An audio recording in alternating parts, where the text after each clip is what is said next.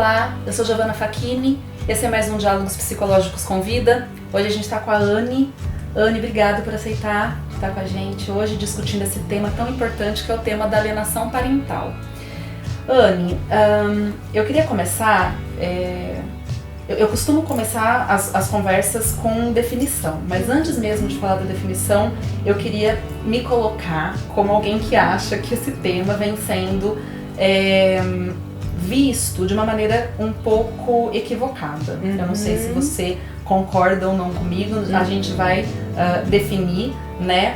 Mas eu tenho tido a impressão que a temática da alienação parental, as pessoas têm colocado dentro desse campo de definição muitas coisas que talvez não devessem se enquadrar dentro da alienação parental, né? Concorda? Concordo. Banalização. Banalização, exatamente. Então vamos começar definindo um pouquinho e encaminhando para esse lado da banalização também? Bom, eu que agradeço o convite, né, Gi? É um prazer aqui estar conversando um pouquinho com você, é uma oportunidade única, né? Nós temos pouco espaço aí para estar realmente conversando e pensando o assunto. A tendência é a gente encaminhar sempre para esse discurso jurídico, onde tem mesmo um enquadre muito fechado, né, de delimitação, de definição do que é, do que se trata alienação parental e dos desfechos possíveis, né? O direito está aí para aplicar mesmo, fazer funcionar alguma coisa que impeça a alienação. Então vamos pensar um pouquinho. A alienação parental, né, tem a ver com aquele ato que o guardião ou aquela pessoa que cuida da criança ou do adolescente vai construindo no dia a dia de uma forma a denegrir a imagem do outro, né? Do outro pode ser o pai, pode ser a mãe, pode ser um avô, a avó, a família, né? A alienação, ela extrapola a situação de pai e mãe. Então não é reduzido só a genitores, mas àqueles que convivem com a criança. Então, de repente, a criança está sob guarda da família paterna e está ali denegrindo a imagem da mãe e da família da mãe, dos amigos da mãe, ou o contrário, né? Então, no campo jurídico, eles definem de uma forma assim bem restrita aquilo que no campo da clínica a gente estende um pouquinho, né? Abre um pouco, porque nós vemos que a alienação ela acontece inclusive com casais que são casados, né, que não efetivaram às vezes uma separação conjugal. Então, pensar alienação parental, a gente está falando de questões éticas, da convivência familiar, da convivência social, né, como um todo, aonde o campo da palavra está prejudicado ou impossibilitado. Então, nós temos muitas atuações que vão denegrir o outro, vão diminuir ou vão até impossibilitar o vínculo, né, a continuidade desse vínculo. E a troca simbólica, a sustentação dos papéis deixam de se sustentar.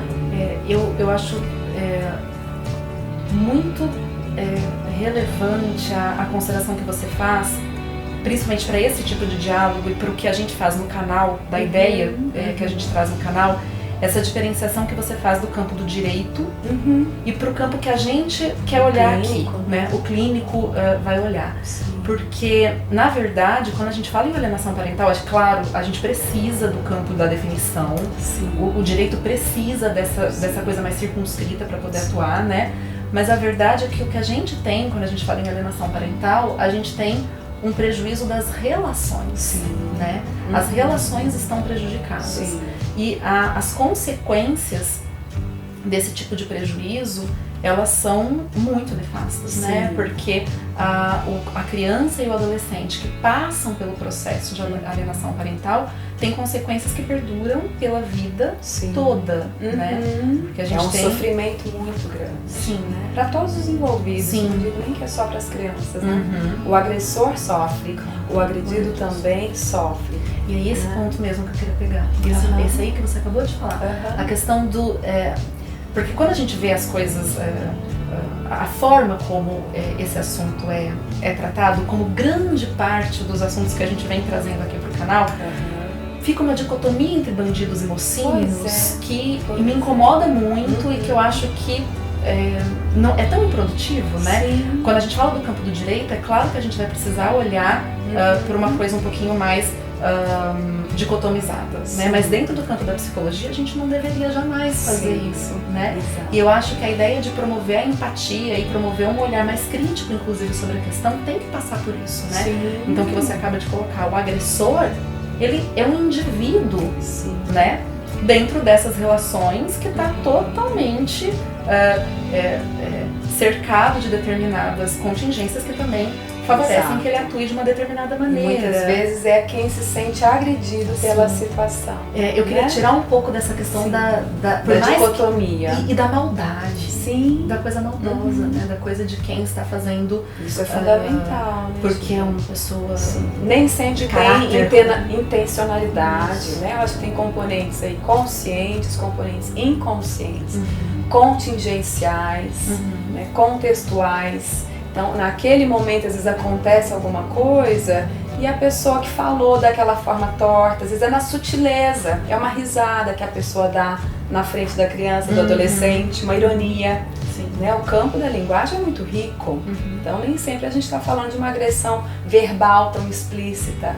Não, ela pode se dar com gestos, com silêncios, com omissões, né? E é dinâmico, é muito dinâmico. Então, às vezes, num dia que a criança não quer ir na casa do pai ou da mãe, o outro já pode tomar aquilo como, é alienação parental. Isso, aí é a coisa da banalização que a gente falou no começo, né? Então, a criança não pode ser um sujeito que tem os seus desejos, as suas oscilações, a sua dinâmica, que também vai variando, não é? Às vezes aquela criança naquela semana está sob pressão, porque brigou com a amiguinha, não tem nada a ver com os pais, com a família, ou foi mal na prova, né? Ou expectativas de coisas não realizadas. Então, assim, é um campo muito maior do que aquele contexto de negociar visitas, impor para a criança aquilo que é combinado, né? Então, nem tudo é alienação. A criança tem seus desejos, o adolescente tem seus desejos. E os pais também.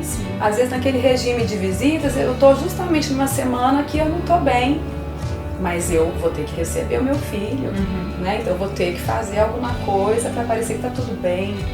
Então, se tem o campo do diálogo, pai e mãe podem renegociar isso. Né? Não precisa desse terceiro intervindo e dizendo para os dois quem é que deve e pode, o que e quando e como. Né? Por outro lado, existem os casos em que de fato está caracterizada a alienação, porque eu acho que a gente tem que trazer sim a questão. E antes até da gente falar disso, para encerrar não, mas para a gente fechar um pouquinho a questão da banalização que a gente está falando, tem um ponto que eu acho que é fundamental da gente lembrar que por mais que você tenha ressaltado que a alienação pode acontecer dentro de casais que ainda coabitem, o lar, de casais que estejam ainda dentro de um casamento formal, digamos assim, né? Estão cogitando ainda a separação. Na maior parte das vezes o que a gente tem de fato são os casos de divórcio já concretizado e guarda unilateral, né? Que é a guarda que fica com um dos genitores e o outro tem que é onde o campo do direito atua. Isso, a questão da visitação. Casos, eu não sei se eu devo falar o direito ou o dever. Da visitação. Eu acho que é o dever da visitação, porque o direito é do menor, né? Mas enfim, a gente também não pode se esquecer que quando a gente tem uma situação de divórcio, quando a gente tem a situação da dissolução da sociedade conjugal, a gente tem N sentimentos que são próprios desta situação. Sim. Então a gente tem ressentimentos, a gente tem... E isso eu acho que pode mimetizar muito uma situação de alienação parental, mas não se caracterizar como uma situação de alienação. E me parece que isso vai ficando muito perdido, perigoso. Sim. Porque isso que não pode ser falado vai pro campo da ação, né? De alguma forma vai aparecer a mágoa, o ressentimento, que às vezes toda é próprio a história, né? De desencontros do casal. Isso, que é próprio da situação do divórcio. Sim. E não necessariamente se caracterizaria como alienação parental. Sim. E aí eu percebo isso, né? É aquela situação perigosa, né? Que a gente tem um assunto que é importante de ser falado, é importante de ser esclarecido, é importante das pessoas tomarem consciência disso, mas isso também vira uma faca de dois gumes, né? Porque aí eu sinto, e essa é a ideia, falar né? É expor a raiva, né? E eu sinto que a partir do momento que a informação é posta, nem sempre ela é posta de uma maneira crítica. E ela vem no que a gente vai vendo. Hoje o pessoal consome muito internet. E aí vem um quadro que é a alienação parental. Se o pai faz, aí tem um checklist. Se a mãe faz, tem um checklist. Aí fala, então, é alienação parental. E é tão mais perigoso, né? Complexo, é muito perigoso. Até porque a lei da alienação parental, que está aí desde 2010, né? Também, na minha opinião, vem como uma faca de dois gumes. Porque vem para auxiliar muitas situações em que de fato isso acontece, mas também vem, parece que colocando tem uma determinação de comportamentos que parece que tudo entra e cai nesse campo da categorização. Que delimita. E limita muito o campo de troca, de mudança, né? De dialetização mesmo da situação. E de pensar juntos, né? Então, na verdade, ficam às vezes dois falando sem se escutar. Né? Então, a impostura é perversa, né? Porque aí, geralmente, o que acontece quando há alienação? A criança não está sendo pensada, né? Nem um adulto, ou melhor, nem um adulto, nem um adolescente, no caso. Alguns são jovens adultos e estão aí envolvidos nessas situações, né? E ficam numa situação de vulnerabilidade, porque eles não têm essa capacidade simbólica que o adulto deveria ter. Deveria ter e às vezes não tem. Isso que falha, a lei vem tentar fazer suplência. Né? Então esse infantil do adulto, se fosse trabalhado, né, eu falo, seria tão bom se todo mundo pudesse, né, ter a oportunidade de falar das suas raivas, das suas frustrações, daquilo que não foi bem, principalmente casais. Né? Os casais têm toda uma história riquíssima aí de coisas boas e coisas ruins. Agora, as coisas ruins aparecerem no momento da separação ganham uma ênfase enorme e tudo vai se caracterizando dessa forma muito destrutiva. Como se não pudesse caber falar da raiva, da insatisfação e das diferenças. Então, aquilo que está maldito ou está equivocado vai ganhando um contorno bélico. E aí você falando isso, eu tô lembrando, nem ia trazer isso pra nossa conversa, mas eu acabei lembrando que dentro da lei da alienação parental, eles colocam como uma forma de prevenção, e eu acho isso uma coisa interessante de se pensar. Eles colocam a guarda compartilhada como uma forma de prevenir a alienação parental.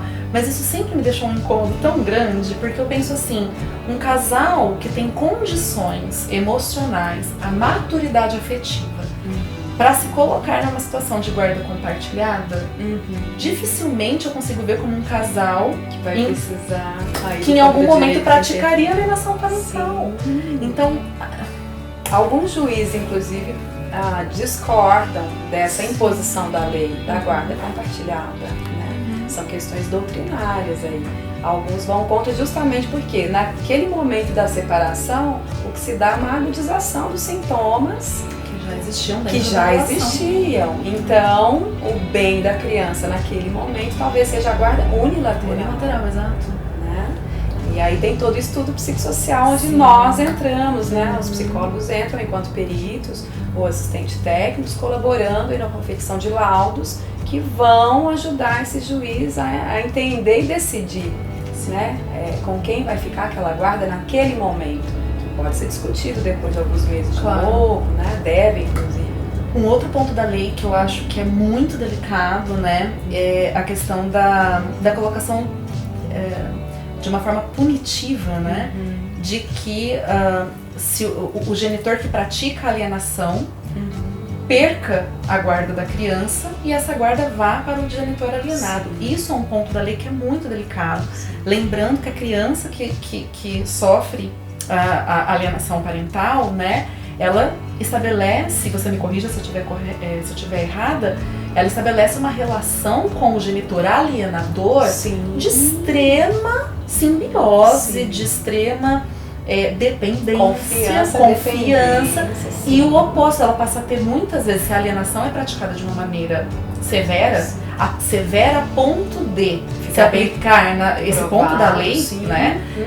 Ela provavelmente tem medo do outro genitor, ela não quer estar junto do outro do alienado. E aí, pela lei é colocada junto é uma revitimização dessa criança ou adolescente. Isso é uma coisa muito delicada desse aspecto da lei, do cumprimento da lei, que eu também não acho.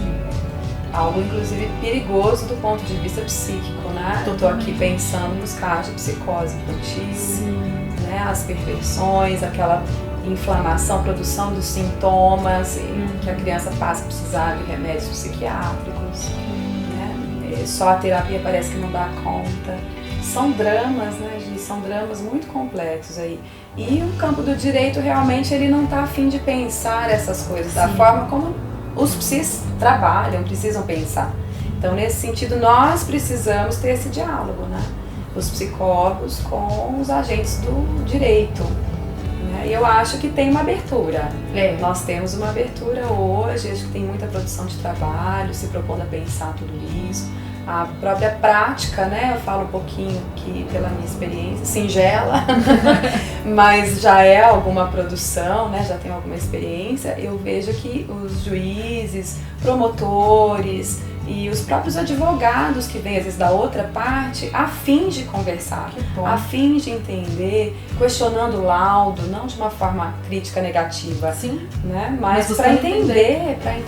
Eu acho que esse caminho de busca da construção de uma verdade singular para cada caso, para aquele momento, é fundamental para a gente acertar nas decisões mais justas, né? Pensando aí no bem-estar da criança. Nossa, que bom que tenha acontecido de fato. Sim. Não podemos generalizar, sim, né? Mas é do meu campo, é o que eu tenho visto. Tem acontecido essa abertura, esse desejo de dialogar e os laudos cada vez mais sendo utilizados como ferramentas aí para o juiz poder refletir mesmo e tomar decisões mais acertadas. E é isso, né? Decisões mais acertadas. Porque a partir do momento que está colocada a alienação, o prejuízo está posto. Sim. Então não existe uma solução. O que a gente está percebendo realmente é isso, né? Essa tentativa de, quando eu falei naquele momento dos heróis e vilões, fica uma coisa assim de, parece que sempre um desejo de um desfecho em que alguém pague, mas é um pagar vingativo. Sim.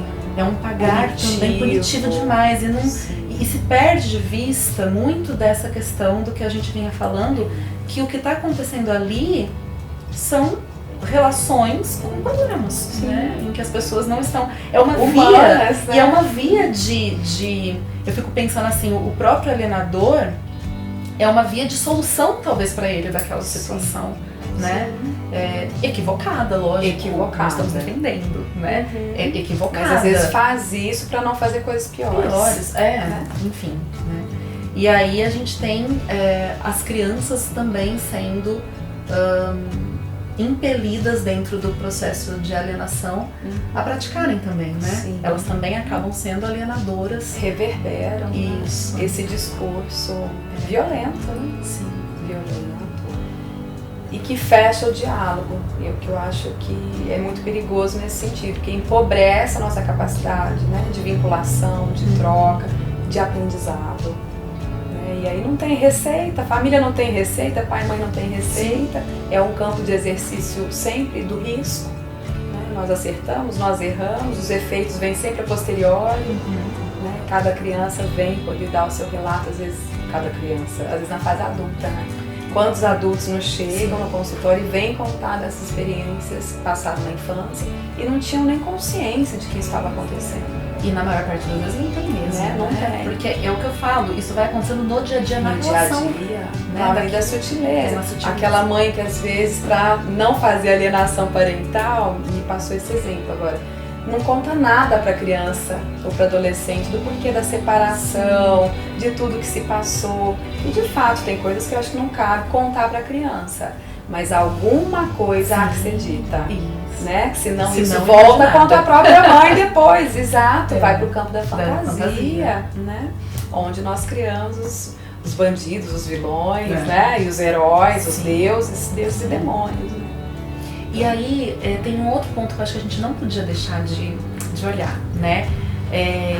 Eu vejo os alunos sempre, né? Todo ano vem aluno, eu quero fazer TCC da síndrome da alienação, a síndrome. E muitas pessoas ainda usam esse termo. Sim. Muitas pessoas acham que é assim, inclusive a gente tem artigos que a gente tem a sigla, né, da SAP, que é a síndrome da alienação parental, eu acho que é bem relevante que a gente comente, né? O porquê que a gente não fala em síndrome, né, Anne? É um posicionamento, assim, particular, nosso aí, né, Gi? Porque tem colegas nossos que gostam. Vocês vão ver muito isso das síndromes. Isso. Né? Enfim, o DSM está cada dia maior, né? Então, só para fazer um recorte aí. Hoje nós temos um impulso a esse discurso médico que patologiza tudo. Né? Então, isso obviamente vai chegar nesse campo de diálogo entre psicólogos e profissionais do direito. Então, vem aí uma sigla, né, a SAP, Síndrome da Alienação Parental, tentar patologizar isso que justamente a gente está tentando tirar dessa seara. Né? Não é patologia do humano. Não saber, às vezes, como lidar com as próprias raivas, angústias, mágoas, falar o que não devia, falar mais, falar menos, né? Então, a tendência hoje também, vários profissionais concordam com isso que eu estou te colocando, é despatologizar, não tem que ficar patologizando. A gente pode reconhecer o ato, né, a violência cotidiana, sem precisar nomear como uma síndrome, né? Sim. Onde se lista, faz o checklist, né? Checklist de sintomas, sinais e sintomas. Exato. Se for para um DSM como uma síndrome, como uma patologia, tem que ter um checklist de sintomas ou fecha. Ah, esse não entrou, não fecha. Exato. Né? Ah, esse mais um fechou critério. Simplifica muito. Exato. Dá margem de novo aí para um campo do discurso psicofarmacológico, resolver alguns problemas que não são da alçada deles. Sim. Né? Eu acho que é uma questão ética fundamental que a gente precisa levar adiante aí também nos debates. Né? E a psicologia precisa de fato se apropriar muito disso, né? Do seu discurso. Do seu discurso. Do seu campo. Porque isso talvez seja uma das coisas que eu também nas pesquisas que eu vinha fazendo sobre o tema, né? Me gerou muito incômodo mesmo, né? A apropriação que a psicologia faz de conteúdos que já estão postos de uma maneira muito pouco crítica. A crítica. Totalmente. Então, primeiro que muitos dos artigos científicos sobre alienação parental são do pessoal do direito, né? Colocando com essa visão que a gente já discutiu aqui. Quando o pessoal da psicologia vai escrever sobre, o que faz? Se apropria de tudo que foi feito até agora, repete. E vai se colocando tudo no checklist, como a síndrome, pega a posição do Gardner, que foi quem aí em 85 criou o termo, tem todo o crédito, o respeito, mas o conhecimento evoluiu, né? Sim. E a gente também tem, acho que o profissional da psicologia tem uma responsabilidade muito grande, inclusive nessa interface com o operador do direito, de se posicionar enquanto área de conhecimento, ciência, com as suas técnicas, com seus olhares, com a sua verdade, com o seu saber, né, com o seu saber, e defender mesmo isso, né, e não ficar reproduzindo um saber posto aí há um tempo que foi talvez suficiente para um dado momento, mas que evoluiu muito, né. Anne, eu acho que para fechar a nossa conversa, né, eu queria deixar claro que a gente fez essa tentativa mesmo de reflexão para além do que está sendo posto até então sobre a questão da alienação, que eu acho que é um tema que merece realmente esse olhar mais cuidadoso, né? Que em nenhum momento a gente está aqui defendendo alienador no sentido de... não é uma questão de justificar, isso é uma coisa que eu sempre falo. Você não está justificando um ato, você está buscando compreender um ato. Quando eu acho que a questão da prevenção, ela acaba sendo... a gente tem que ir para o mais básico, visceral e elementar de tudo, né? Que são a gente tem que ter investimento nas relações. Sim. Voltarmos a aprender, se é que já soubemos um dia, né? Já soubemos a conversar, né? Dialogar, nos colocarmos no lugar um do outro, colocar o menor de idade como centro dessa... o conflito se dá entre o casal, né? O olhar tem que estar voltado para o menor, né? Talvez a melhor forma de prevenir seja chamar atenção para esse aspecto, né? Essa criança vai sofrer com isso, esse adolescente, qual o impacto disso no menor de idade que está envolvido nessa situação? Talvez a gente consiga caminhos melhores tirando esse foco do a minha dor da separação, a minha dor da traição, a minha dor do aprender a separar, da né? frustração de ter um casamento que não aconteceu da maneira como eu sonhei, desejei, e separar. Sim. É a maturidade afetiva no fim das contas, né? E é claro que quando eu falo disso como prevenção, não tem nada de simples, né? Nada. E não tem nada de receita. Sim. Como as pessoas estão aí cada vez mais tentando buscar soluções mais rápidas, Sim. né? Mais prontas, né? Preta por ter. Não a gente tem. precisa reaprender. É. Como você disse que um dia, né, a gente aprendeu a se relacionar de uma maneira respeitosa. Eu acho que a prevenção é essa, sendo até muito romântica, talvez Sim. utópica, não sei. É um Mas pouco eu do acho nosso que trabalho, né, Gi? Não podemos perder. É o ponto de vista ético, né? Uhum. Pensando até que alienação é o contrário de separação. Então, o casal que está se separando, ele precisa aprender a se separar. Isso. Né? A priori, estamos alienados nos nossos pontos de vista. Né? O bebê, para surgir, ele tem que se alienar ao outro, que é a mãe, é o pai, para depois se separar e ser um ser singular, único. Né? Então, o casal também tem que aprender a se separar, ficando junto ou não. Perfeito. Né? Anne, muito obrigada Eu que pela sua agradeço, participação. Esse foi o Diálogos Psicológicos com Vida. A gente se vê no próximo. Até mais.